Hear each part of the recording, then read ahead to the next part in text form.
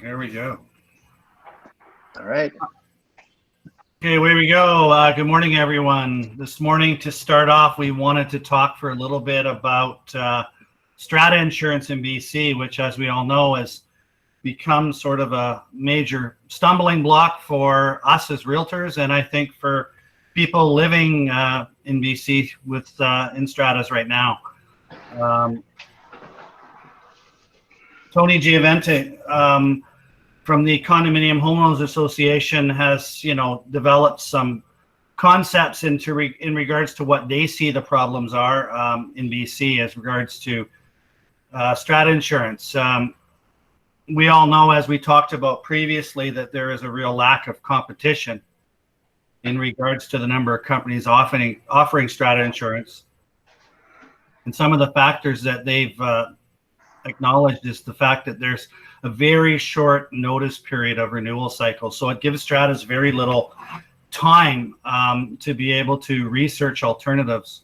I mean, basically, sometimes as little as a few weeks out, they're getting notice of a renewal with a massive increase, and they're trying to decide, what are they going to do? Do they have time to shop somewhere else? They also talked about the lack of mandatory planning and funding for depreciation reports. I think some of the solutions we'll talk about going forward, but depreciation reports, I think, are a beginning, but they're not an end-all solution. And the reason I say that is the majority of the information in depreciation reports is based on visual observations that are made with a walkthrough of the building. So it still doesn't really disclose potential problems that might be underlying that they're not going to be able to see with just a walkthrough. One of the things that always miffed me, they talk about building conditions.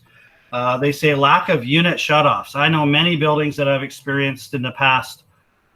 If they have a leak or even a repair or someone wants to just change their kitchen taps, I mean, they have to shut the entire floor down to be able to do it. So you could see in an emergency when you've got a major water leak, how do you get access to these shutoffs and what length of time is going to materialize before there's major water damage in the building? Michael, just to that point, one of the comments made yesterday was the fact that a lot of these individual unit shutoffs often are located in a closet that's been smothered up by a stand-up washer dryer. So access to it isn't even possible until you physically move out a wire from a closet, which, how that's been overlooked, I don't know, but that would be also a contributing factor to unnecessary damage.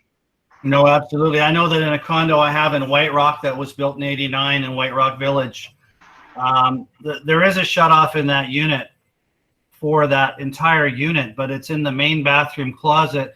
You have to get down on your hands and knees, and if you have a small enough hand, you have to put it through the wall and reach in and reach up to be able to turn this valve off, to be able to shut the water off for that unit. And of course, that shutoff's been in there for 30 years. So even when it is shut off, you're still getting a trickle of water. Next one. So some of the solutions they're talking about, mandatory depreciation reports. I mean, we still find that there's many strata corporations at their annual general meetings are still voting to opt out. So it would be nice to see, at least from a visual standpoint, where possibly an engineer, or in some cases it's home inspectors that are doing the reporting on these depreciation reports, have some idea of a timeline in regards to where things sit in regards to future repairs, especially some of the major items that they've got in there. You talk about mandatory funding levels. Change in the definition of fixtures with a strata lot to a base unit description. And then we talked about it in the beginning, mandatory notice periods in advance of policy renewals. And my personal opinion is I think that should be happening 3 months out and not 2 weeks out. And that last item on that page addressed the payment of fees or commissions by insurance brokers to third parties. Now, it's been a big news story, I think, in the last 24 hours in regards to the provincial government. If you watch Global or CTV News, the government aims to end the charging of referral fees between insurers or insurance brokers and property managers or other third parties, as well as requirement of the disclosure of commissions. So those fees that strata corporations right now are paying in the future will not be secret. And the fact they're going to do some legislation in that regard to make that happen, they also admit from a government standpoint, they have a really limited ability within a free market system to be able to affect change amongst the very limited competition there is in the marketplace. So they're even talking about another solution in buildings, flow detectors and water monitoring, so you can actually see if you've got problems with leakage throughout the building. Code changes, and I would like to see that. Accessible water shutoffs, as Josh had mentioned earlier, and zones, so that you could shut down portions of the building, individual suites or individual items, taps, dishwashers, and things like that. Insurance bonusing for mitigation actions and reduced claims history. I think the insurance industry is finding it hard because water damage, I think, is one of the major contributing factors to their costs. And if they could get the BC Building Code changed to be able to enact a little more control in that regard, as far as what they talk about there with water shutoffs and things like that for strata lots. And we still have that dreaded Poly B out there in the marketplace still. So we're still finding that, you know, there are buildings out there that haven't changed that out at this point in time.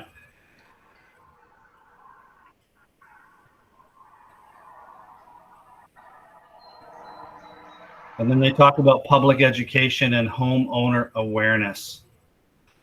A lot of times, especially in new buildings, when you have first-time buyers buying in, they're very, very narrow-sighted, and they think they only own the inside of their unit. And they don't realize that they're a common owner in the maintenance and the future of the building they're living in as well. So I think that's where the public education and homeowner awareness would really contribute a big part towards that regard. Can we go to the next one, Amon?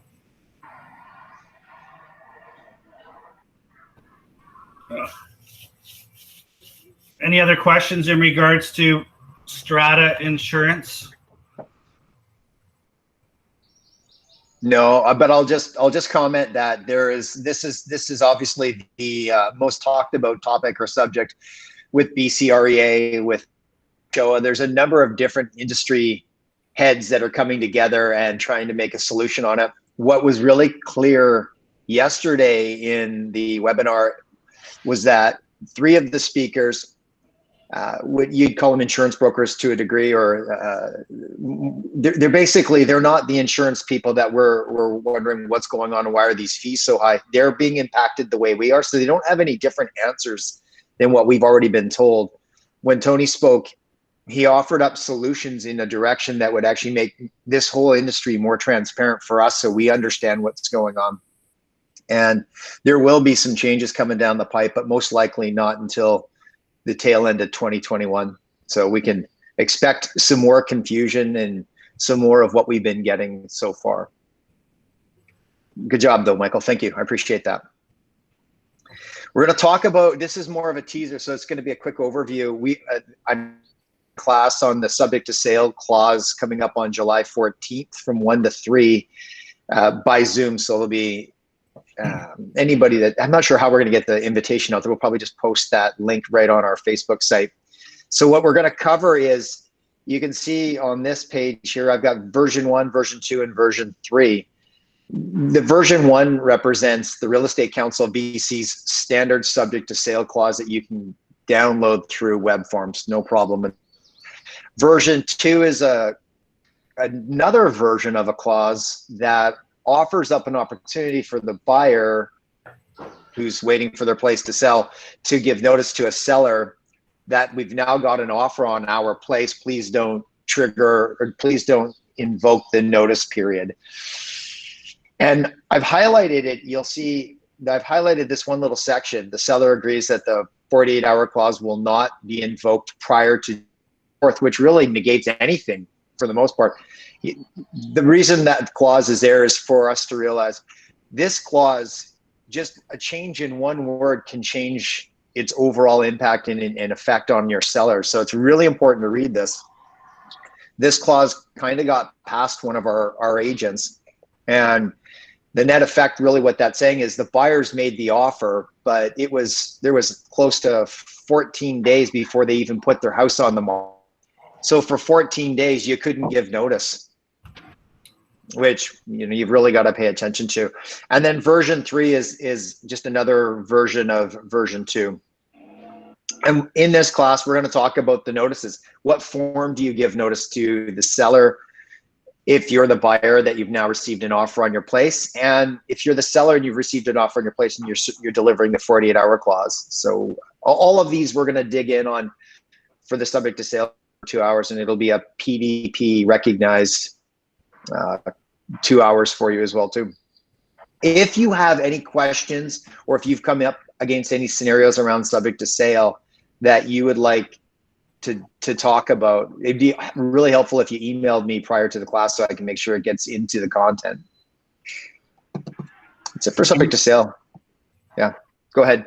We had one of our agents come to me a couple weeks ago, and we went over this clause that they had in the first offer, the subject to the sale clause. And by the time we read through it and I worked it all through, the second offer that was coming in trying to bump the first, I mean, it was going to be subject to the seller ceasing to be obligated by the previously accepted offer. I think it was like July the 8th.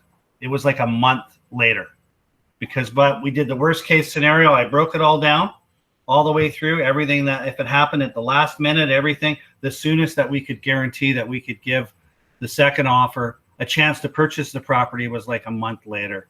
So these clauses are really important to read. It's one thing to see them written verbatim, like you see them in the books and on web forms, but you can edit them, and other realtors are editing them when they're sending them to you. So you got to be really careful going forward what you're advising your clients to accept and what the ramifications are going to be for them going forward. Yeah. A few years ago, I wrote a subject to sale clause, a subject to sale offer, I should say, on behalf of a buyer for a property in Anmore. And I typed in subject to sale, downloaded the clause from web forms, and didn't realize I wasn't using the subject to sale clause with clause component to it. So it was just a straight subject to sale. I put a 3-month time period, the seller accepted. And after the deal had been fully accepted, we were past the point of no return, we realized there was no trigger clause in there, so the seller couldn't deliver us notice if they wanted to. So essentially, and accidentally, we took their house off the market for 3 months, and the buyer had exclusive right to go ahead and just sell his place with no pressure whatsoever. So there's a couple different versions that exist in web forms, and one would be the one without the actual trigger clause. Super important to know. Go ahead, Iman. Hit the next slide. We're gonna dive in now to perhaps one of the most talked about topics right now amongst the Fraser Valley Board, Chilliwack Board, Vancouver Board, the Real Estate Council, BCREA, and of course offices and us as agents. And it is to or not to open house. What should we do? Mm-hmm. So, and the question is, what's the policy? Like, what are we recommending? And what I wanted to point out is I spent a few hours yesterday just reviewing all of the advice we've been given by our council, BCRA, and the boards, and I put it in here for you so you guys can see exactly what are we being told. And I think the overarching all of it is, it's preferable not to do an open house, in-person open house, period, and do it virtually. Virtually would be the route to go. And of course, the issue that's been popping up is that there are open houses taking place right now where properties have been substantially underpriced with the sole purpose of generating multiple offers. And at the same time, it's attracting very large amounts of people to the open house in a very tight period of time, from 1 to 2 or 2 to 4. And you've got 40 or 50 or 60 people out in the front lawn. And of course, this goes against the WorkSafe BC policy, goes against BC the health authorities' mandate to us. And we just discovered yesterday through the Fraser Valley Board that there will be fines coming out and dished out to realtors that are in contravention of the order. And those fines could be anything from jail to a $25,000 monetary fine. So with that said, there's a couple parts of here that I want to highlight. And could you go to the next slide? Come on. Thank you. So the Real Estate Council of BC has recommended that all real estate professionals follow safety protocols released by WorkSafe BC. This includes continuing to use alternatives to in-person viewings wherever possible and limiting face-to-face interactions with clients. RACBC is also maintaining a strong recommendation that no in-person open houses should be held. Now, that was their recommendation to do that was issued and posted publicly on their site back in March, when we were entering into, I guess, technically our first phase of lockdown. And now that we're here, they've not changed their stance whatsoever. And of course, neither has anybody else for that matter. Next slide, please. BCRA's position is very much the same way. The British Columbia Real Estate Association supports recommendations made by the local real estate boards to stop open houses during COVID, during the pandemic. Next slide.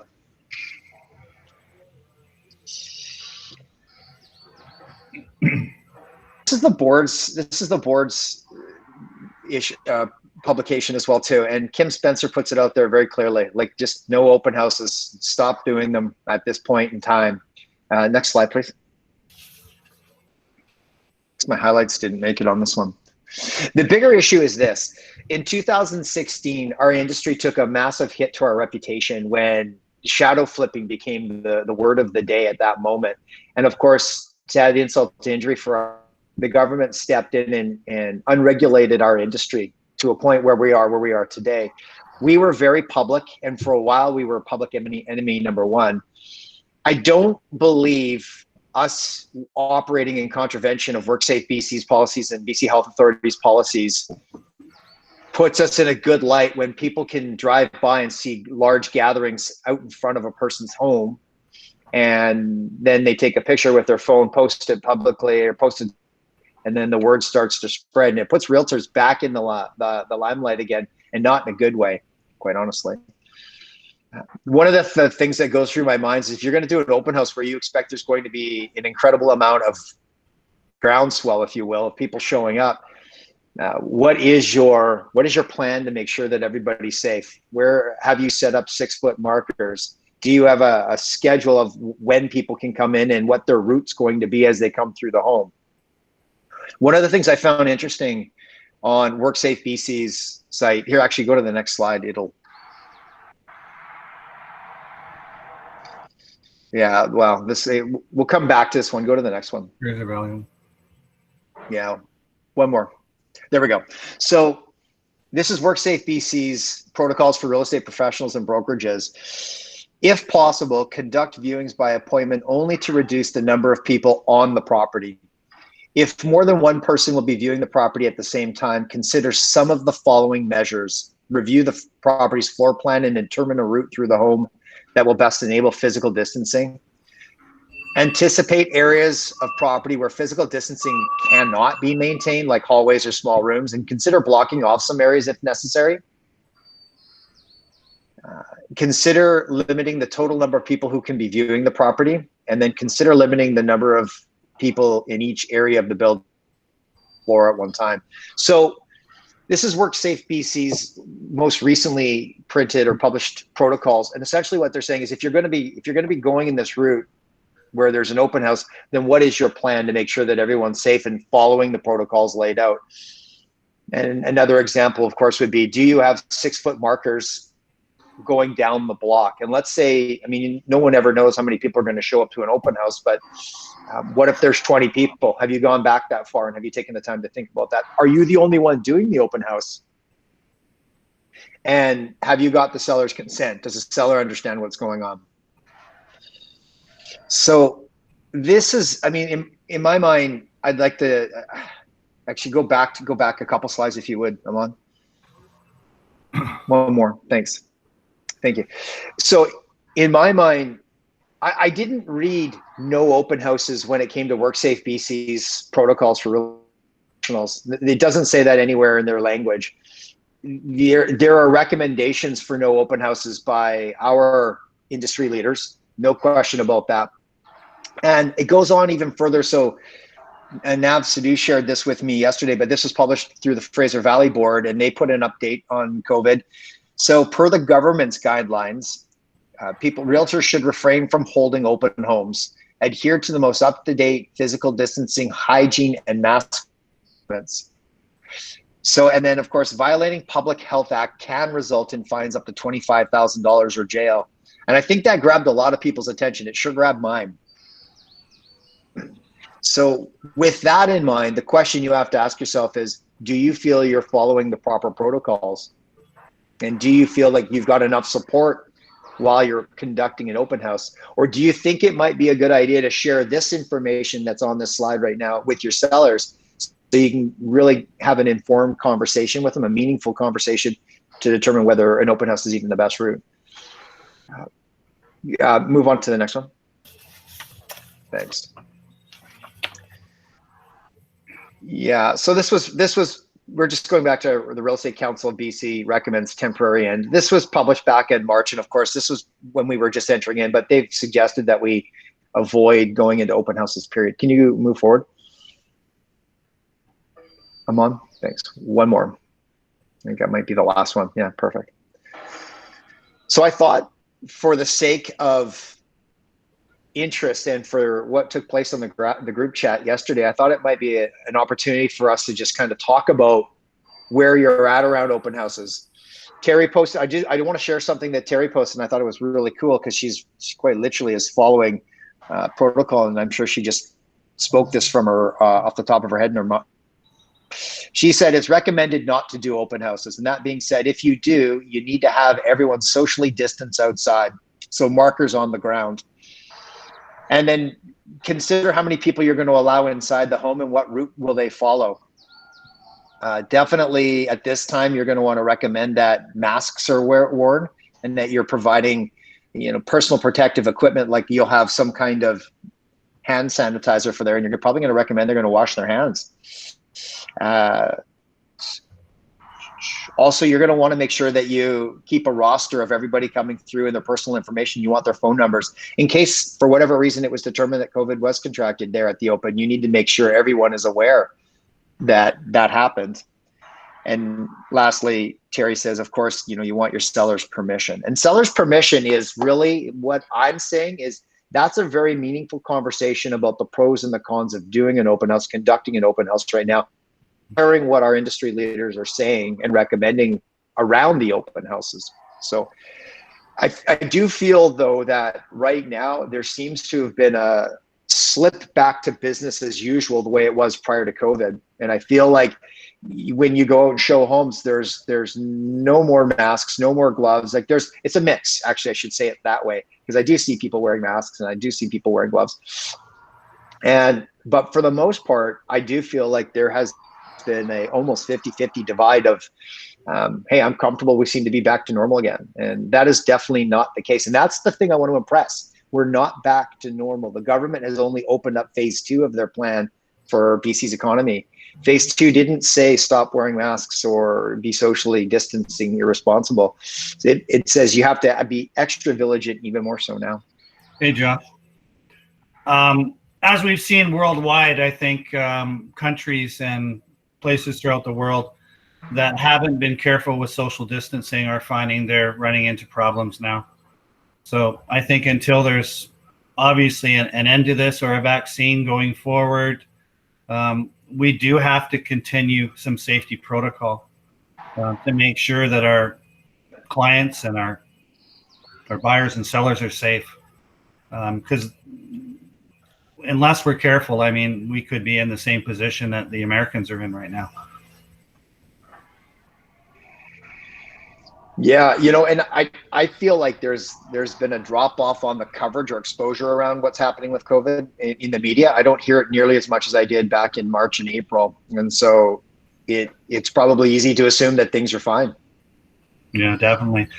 But like you said earlier, all these like Paul Cowig and Kim Spencer from the Greater Vancouver Board and Paul from the Fraser Valley Board and all the different boards, they recommend it. But I totally agree with you that if you're not careful and you do perform an open house, you could be setting yourself up to possibly, like you said, huge fines or even potentially jail time. Potentially, yeah. And that won't be coming from the boards, by the way. That's not coming from WorkSafe BC. That's coming from the government. And so, of course, you bet. Yeah, and of course, the quickest way for them to find out is just a disgruntled realtor posting something or sharing it with the government directly. And to be clear, Paul Cowig and Kim Spencer, Aaron Sealing over at the Real Estate Council of BC, these guys, they're all receiving calls on a daily basis now from disgruntled realtors pointing the finger at other realtors that are just simply not following protocol. So this is happening, and there's quite possibly going to be someone made an example out of this one. And I would only say, if you're having an informed conversation with your seller and the seller says, yeah, I absolutely want an open house, does it manage safety protocols? What's your absolute plan? Because you're going to want to have a written plan in place should someone call you out for holding an open house, just to be safe on your side. So I'm curious, in the room, has anyone conducted an open house during the COVID?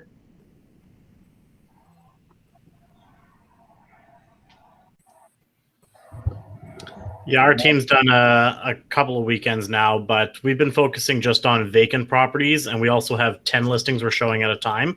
So it gives us the opportunity to have someone comes in to see a specific unit. We're able to take them to that one and not overlapping with everyone else coming through. Okay, thanks. And in your masks, gloves, hand sanitizer, we space out the signs using our own house signs as the markers. Would it be safe to say that if you're the listing agent, then be sure to provide at the very least hand sanitizers? Yeah, we make sure we have it all with us. Okay. Yeah, for sure. Especially upon entering the house. If you're giving them a squirt of hand sanitizer coming into the house and their hands are clean during the time that they're there, they should be fine. And a mask will protect them. Yeah, just suffice. Now, if you'd said yes, tell us about your experience. Hopefully he didn't leave. Nav, can you hear me? Okay? Well, there we go. Can you guys hear me? Yep. Yes. Okay, awesome. Well, the open houses I've done have been condos, so you get that buzzer anyways, right? That controls people coming in.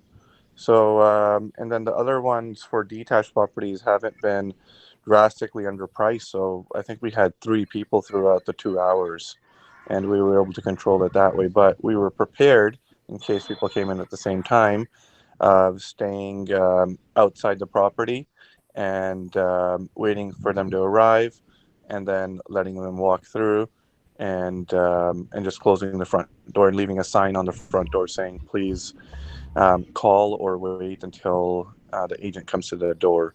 And then we have sanitizer, gloves, and masks inside the property anyways. And we just let them know, hey, please don't touch anything as you walk through. But we haven't had that, like those 20 people showing up at the open. And we definitely weren't prepared for 20 people showing up at the open.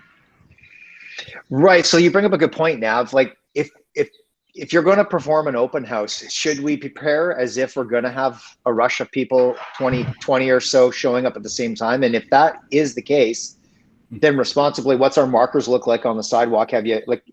What's the setup prior to look like? And of course, well done on masks and hand sanitizer. And you didn't do it alone. You had someone else there with you. Mm-hmm. And then for condos, it was controlled anyways because they have to buzz up before they come in. But it wasn't controlled. I mean, if there was a lineup at the elevator or something, that's something that has to be considered, right? Sure. And it doesn't necessarily control them. If 3 or 4 groups show up to the front of the building at the same time, then, that could potentially spark a complaint. We have to think this way. Right. It could spark a complaint from someone living there trying to enter through the front door, noticing that a realtor has brought a bunch of people to the building at the front. Because we just never really know who's going to complain, truth be told. I think what Josh said earlier, I think keeping a journal of contact information of all the people that come in.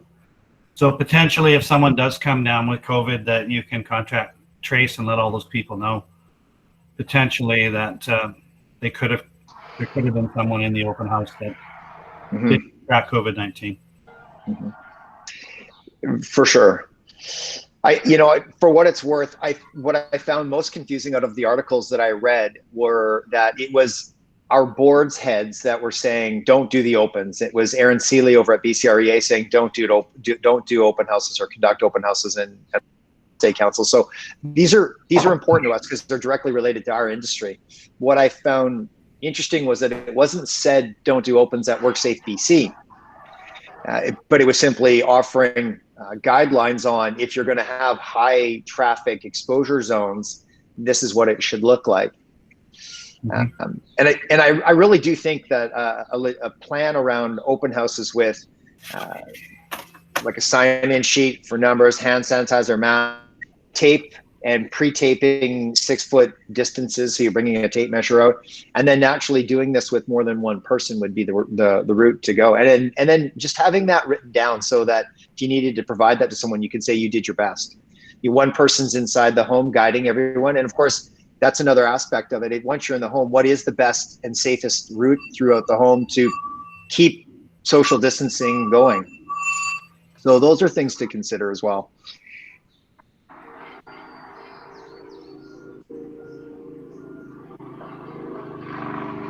We're probably way ahead of schedule. It's no, it's okay. Can I bring up another topic in this, Josh? Yes, you can. It was end of last week that the provincial government is talking about changes for the next step to support renters. Yes. So they haven't changed the emergency measures yet, and I think they're going to change them by the end of this month.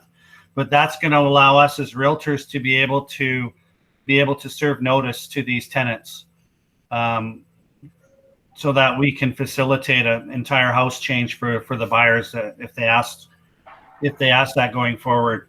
So that's a big change. But like I say, the legislation's in the works to change that, and it should happen though, they say, by the end of the month. Okay. Yeah, there's a lot going on in this industry right now.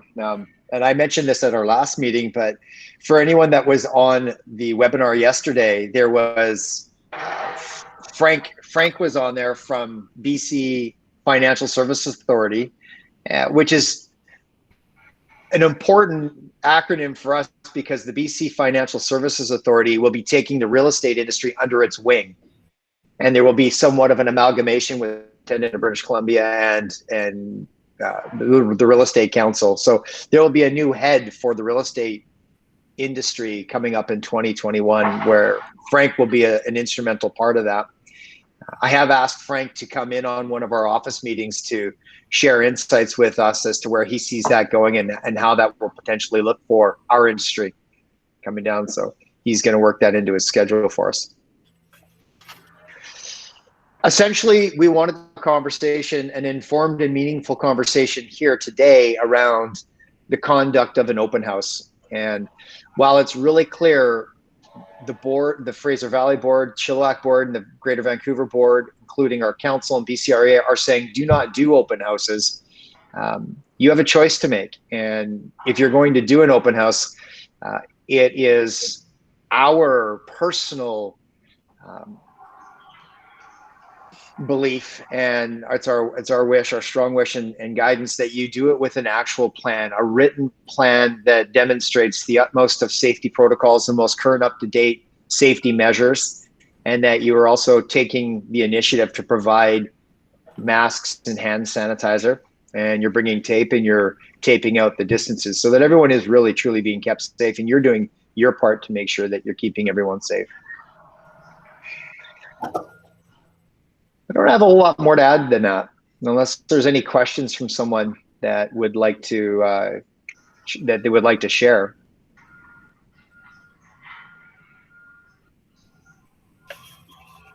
Josh? I'm listening. It's Leslie. Yes.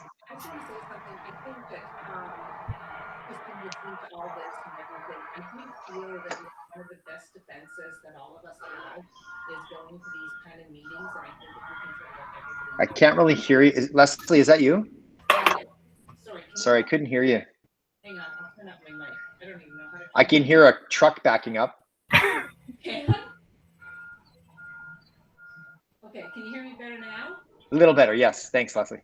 Okay, so what I think is I think that the best defense, and I know why you can't hear me, my mic's right there. Hang on a second. Okay. Okay, can you hear me better now? Oh, Yeah. lovely.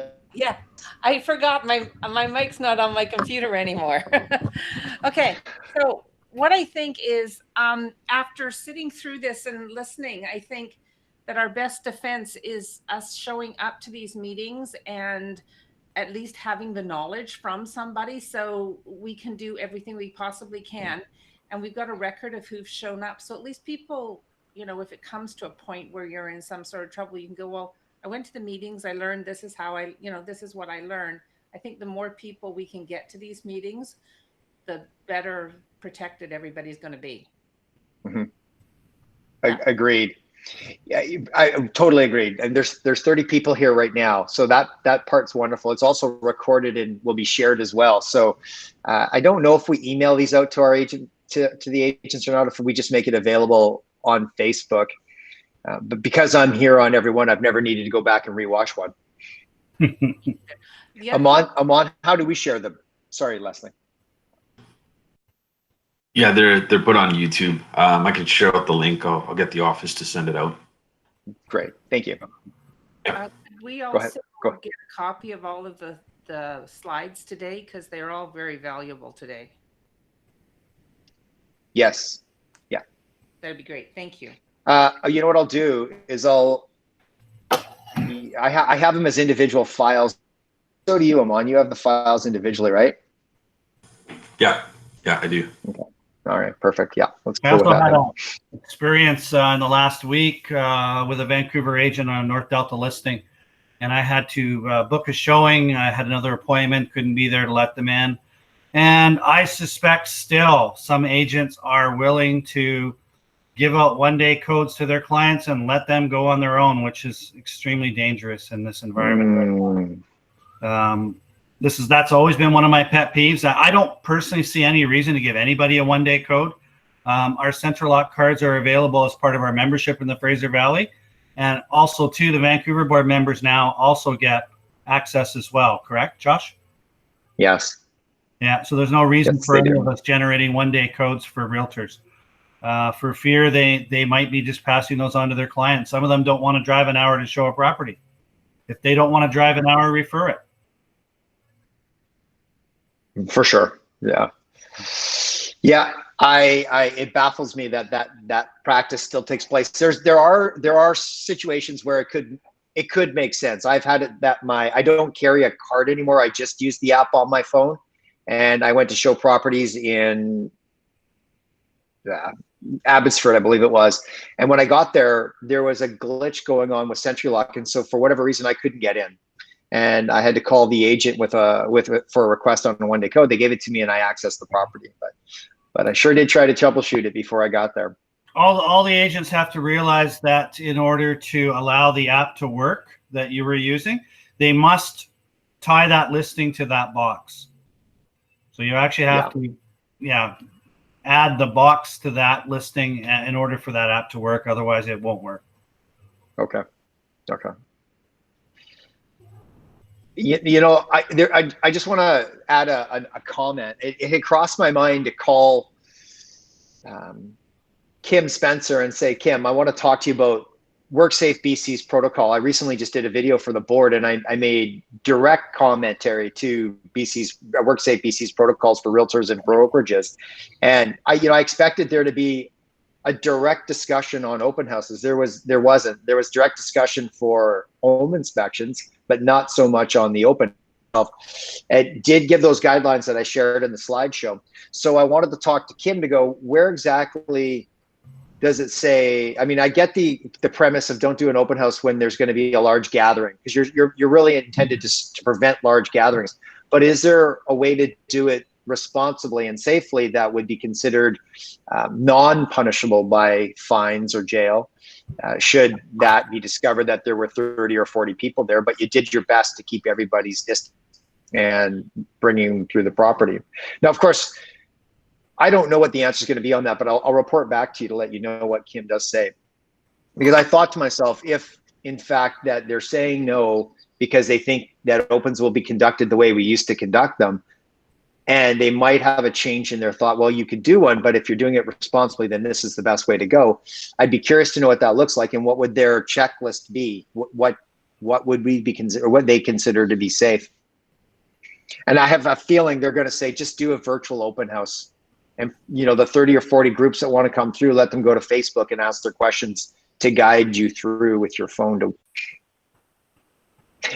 Just a show of hands, a question or answer in the chat box. Has anybody done virtual open houses? Yeah, we did, Josh. Okay, and how'd that go? Not very good. A lot of troubleshooting. Were you the only one on Facebook watching it? Yeah, me and the team. We were watching each other. Wonderful. There's 3 likes. But the challenge was the virtual open house link that's available through Paragon, which gets published on realtor.ca or REW or wherever else it goes. That a lot of agents are just posting their traditional virtual tours. Yeah. Right, Yeah. which is a pre-recorded video. So that link, it's supposed to be a link that goes to a live feed, but you get, if you're the only one doing a live, then you just get stuck in that list, right? Yeah. And you have no idea which one's actually live, which one is pre-recorded. So that eliminates everything. But then there were some technical issues about, which platform to do it on Zoom or Facebook or Instagram or, whatever. So we just found Facebook was the easiest one, but you have to do it on your business page versus your personal page. So that was a little bit of a challenge. So anyways, regardless of that, it just wasn't very successful because it's, during that time, it's hard for me to sit there for 2 hours. So we only did it for 30 minutes. Yeah. We did it from 1:30 to 2, and then I did my 2 to 4 was a regular open. So, nobody jumped on during that 30-minute window. Right. Thanks for sharing that. So yeah. I would say this. I watched Marty Poshpashil do a virtual open house, and it was a combination. He was doing a live open house and virtual because he was holding his phone. He didn't have a gimbal. He was holding his phone, but he also, on the other hand, had a script.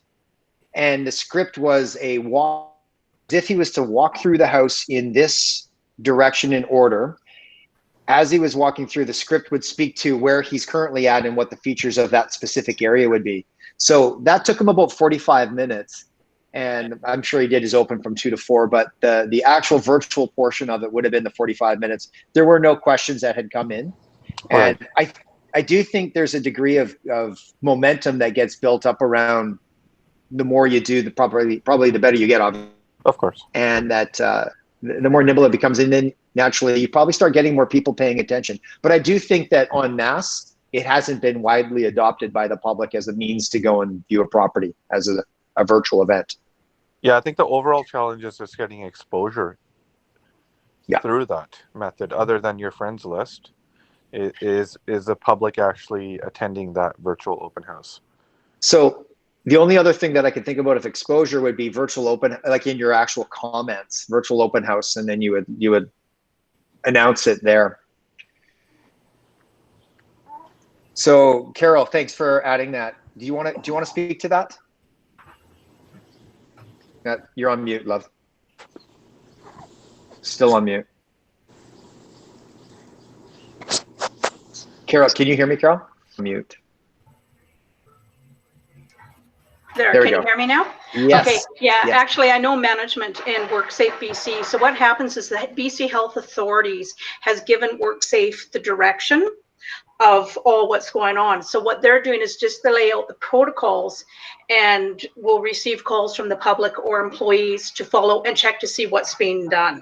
So they don't actually make any of the rules. So the government appointed them to make sure that the public is and businesses are following the rules.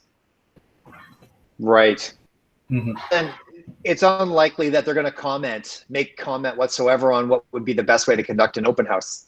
Correct. That's coming from the BC Health Authorities. So when Dr. Henry Bonney is saying you can only gather in groups of so many, that's where it's coming from. So they will enforce it. You can report it to them. So let's say if you go into Costco and you say, hey, you know what, everybody's gathering wherever, someone can report them and they will go and check it out. So they're not going to change any of the rules. That all comes from the BC Health Authorities. Sure. Thank you, Carol. I appreciate that. My suspicion is that, I mean, realtors are a potential target. I don't think they're the target number one. I think that there are bars that have opened up that are operating in ways that might gather more attention than us. There's other businesses that are showing up, largely, and we'll probably get that attention, but we're certainly not immune to it either. And if I was doing condos, something they got to make sure, are you wiping down the elevator buttons? Are you wiping down the outside buttons? Are you doing, so, you know what, there's just so much risk at this point, and especially as we're opening up, there potentially can be more cases. So I think there'll be more reports. So I'd be really cautious. Right. Our team, as a just a personal decision, we just simply have chosen not to do open houses. We're not putting the house at risk, the client themselves at risk. There's enough direction from the leaders in our industry telling us exactly what we should be doing, and I'm going to follow that advice. And that's good enough for me. And I haven't yet to have a single seller say to me, okay, we're firing you. Like, they're not going to do that. I think they get it. And Nav is asking, has anyone here had any success doing a virtual open house? I see Carla would love to know how to do them, as would I. I've got some ideas, but.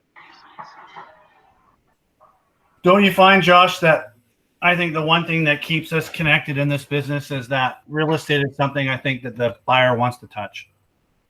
They want to physically, they want to physically be there. They want to physically see it. They want to, I find it really hard to believe that anybody's going to buy a property virtually.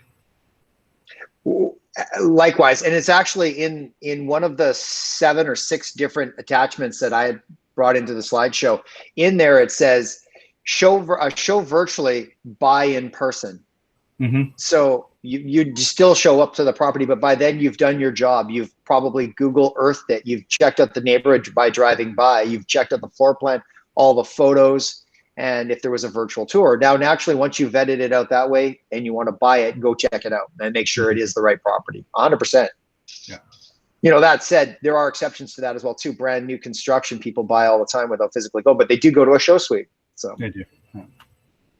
So Nav, I don't think that anyone here in the group today is either doing virtual open houses or maybe has had any success on them.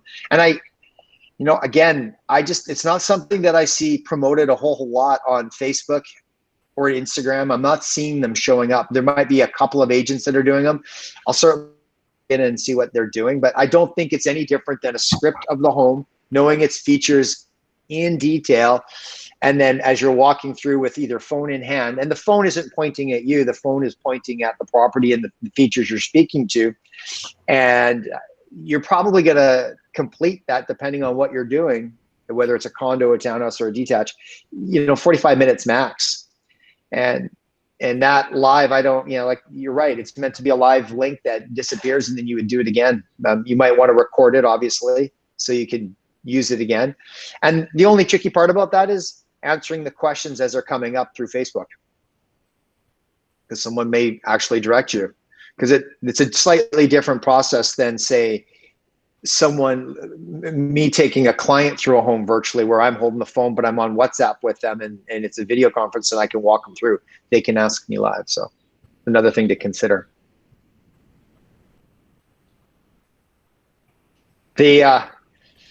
As a personal note, I'm quite liking reclaiming my weekends back again. So I'm not terribly upset that the opens are being suspended for the moment.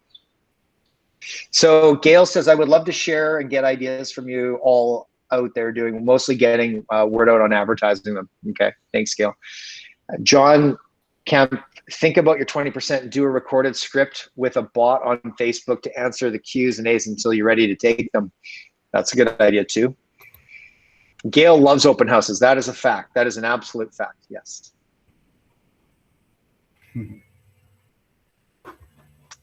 I think this might be just a great spot to end our meeting. I don't know that we have any more questions going on here. Carol, thanks for your contribution. I appreciate that. That was lovely.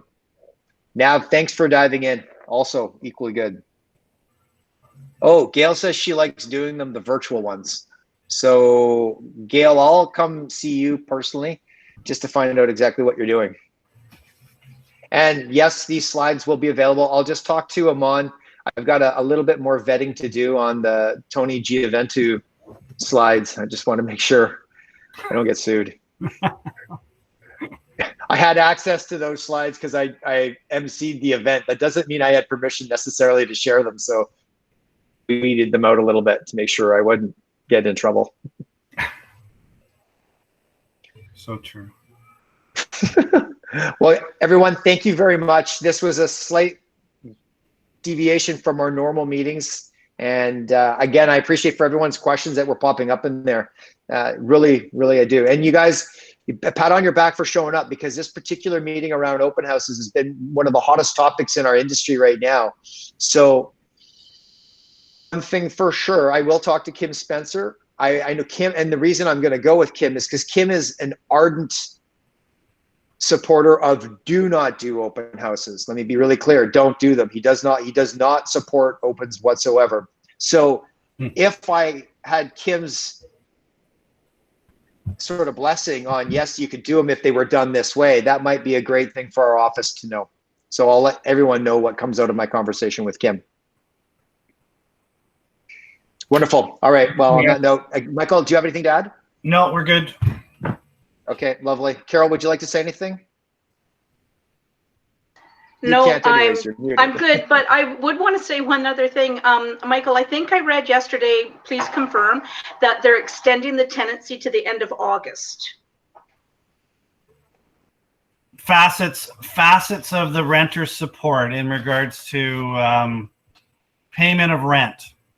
Okay, yeah. That's going to run till the end of August. So essentially, if they don't have the funds to make rent, they can't be evicted. They are going back now, and they are going forward with some of the evictions that happened prior to March 15th. So they're going to be pushing that forward. But I think, yeah, so from that point of view, I think the big change for us in the industry was the item that I talked about, was the fact that now the sellers can serve notice to the tenants if they get an offer asking them to do that. That's the first step. And gradually, I think as we go into stage 3, and there's talk that may happen the end of the week, gradually, hopefully, as we continue to flatten the curve, that these rental sort of restrictions that were brought in by the government will eventually phase themselves out. Mm-hmm. Thanks so much. Great meeting. Thanks, guys. Bye-bye, everybody. Have a good day.